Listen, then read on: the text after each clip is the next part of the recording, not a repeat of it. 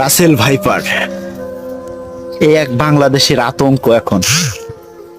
আরে মিয়া, মাগরিব এশা ফজর, গ্রাম অঞ্চলে মানুষ এই সময় তো ফ্রি থাকে, কিন্তু কোথায় গেল?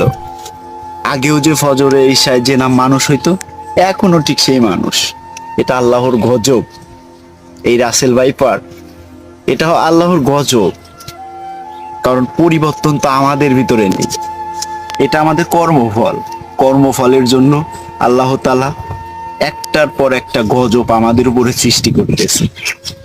এখন আষাঢ় মাস, 2 দিন আগে আমার মরিচের খেতে পানি দিছি। এটা কিসের জন্য?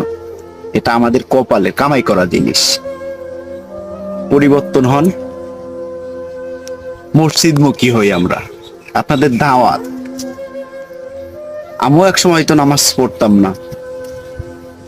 আল্লাহকে ভয় পান।